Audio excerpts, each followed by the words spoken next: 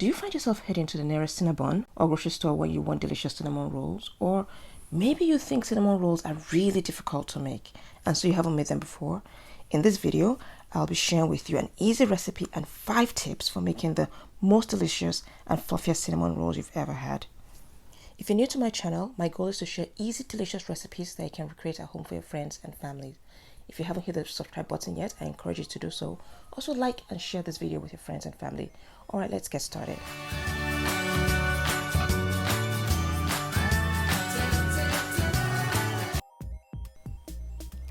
Alright, let's start off by adding the whole milk to the saucepan. Next, we'll add the granulated sugar, then the salt to add a little more flavor to the cinnamon rolls. So you want to stir that over low-medium heat just to warm up the milk.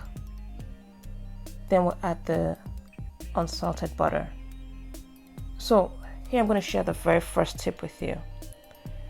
So you do not want the milk to get too hot. You want it just warm enough to melt the butter, but not warm enough to scramble your eggs or kill your yeast. So typically the ideal temperature is about between 110 to 115 degrees Fahrenheit. So once the butter has melted, you want to take the pan off the heat and let it cool a little bit. So here you can see I'm tempering the eggs. So I'm pouring a bit of that warm milk into the eggs to temper it, right? And then I'll pour that back into the milk mixture. So this helps the eggs to adjust to the warm temperature of the milk. So note over here that this mixture is no longer over any heat and it's just warm to the touch. Alright, so now we'll start making the dough. You want to pour your flour in the mixer and then pour in your instant yeast. Next you pour in your milk and egg mixture. Then using your dough attachment, you want to mix this using your mixer. You can also do this by hand. You can use a Danish hand mixer to mix this instead, but I'm using my stand mixer to mix it. Just mix it until it's well combined.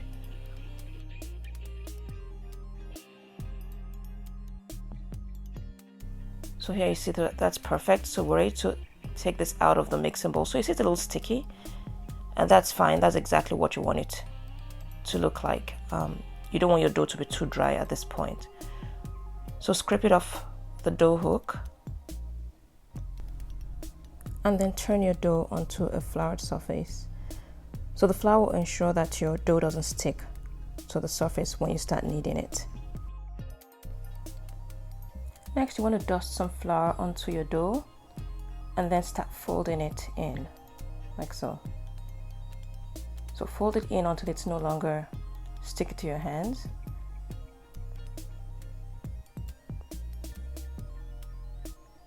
And then you can gently knead it. Not for too long, just for a few seconds. Now it's ready. Dust off any extra flour and then place the dough into a well-oiled bowl. So the oil will ensure that the dough doesn't stick to the side of the bowl. So roll the dough into the oil and then cover the bowl with some plastic wrap. Now you want to place this into an oven with the light on. Do not turn on the oven, just turn on the light of the oven, and that will help the dough rise. Next, we want to prepare our filling. So here I'm adding some cinnamon to the brown sugar. Next, I'll add some salt, and then I'll grate in some nutmeg.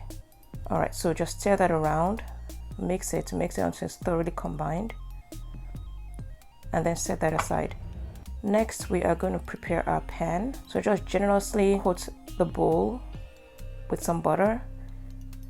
Now remember, we don't have any other sauce in this except the butter, so it looks like it's a lot, but really it's not. Now the dough has been resting in the oven for about 45 minutes. You can see it's doubled in size. So next you want to flour your surface lightly. Then turn the dough onto the floured surface. So here you see it's not sticking to the bowl at all. That's because of the oil that we used when we're going to proof the dough. So now it's time to stretch the dough a bit. If you find that it's sticking to your floured surface, just add a little flour to the rolling pin and to the surface. Next, you want to roll. So typically you'll be looking for a size of about 16 by 20 inches. I typically I roll it into a rectangle as much as possible. So next you want to rub the dough with some butter. So here's tip number 2. Ensure that you're using room temperature butter when you're rubbing the butter on. That way you do not tear your dough. This will also help the filling adhere to the dough. Next, you want to sprinkle the filling onto the buttered dough. So sprinkle liberally and then try to make it as even as possible. So next here you can see I'm adding some currants, and I'll also be adding some walnuts. This is totally optional. You can add whatever additional filling you want to it at this point. So press all of that in thoroughly so they don't fall out when you start rolling the dough. So those are my toasted walnuts. Alright, now so it's time to start rolling the dough. So here's tip number 3. So make sure you roll the dough as tightly as possible so that the cinnamon rolls can hold their shape once you cut them, and then also so you can maximize the number of layers that you get in each roll. So you want to roll gently until you get to the end of the dough and then pull it tightly to seal it. So now it's time to slice the dough. So here's tip number 4. So to slice the dough, it's better to use either dental floss or fishing line. This way you'll get the cleanest cut every time you cut the dough. If you don't have fishing line or you do not have dental floss, then you can use a knife, but you need to ensure that it's very sharp. So that way you get a clean cut every time you cut the dough and you're not actually squishing it. So here you'll see I'm pulling the fishing line under the dough, and then I'll hold and then just pull it together, and it cuts it cleanly every time. So I'm cutting this into 16 pieces. So just arrange them loosely in your dish and then cover them and let it rest for another 45 minutes in your warm oven. Again, do not turn on the oven, just turn on the light, and then you'll see it will double in size again. Next, you want to preheat your oven to 350 degrees Fahrenheit and then bake your cinnamon rolls for between 15 to 17 minutes or until they're lightly brown.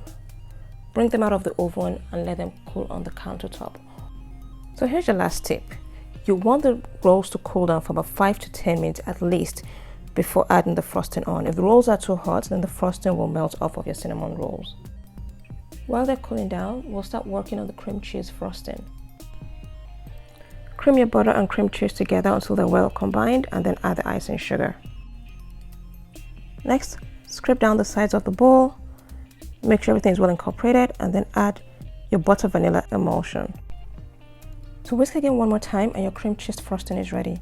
So you can use as is, or you can thin it out by adding some milk or whipping cream.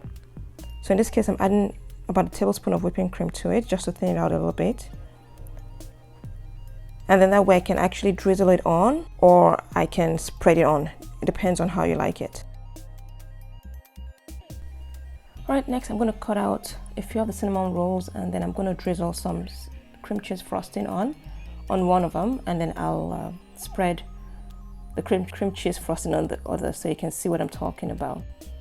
So we're at the end of today's tutorial. I hope you enjoyed it. If you did, remember to like, subscribe, and comment. Also share this with your friends and family. You take care now and enjoy the rest of your week.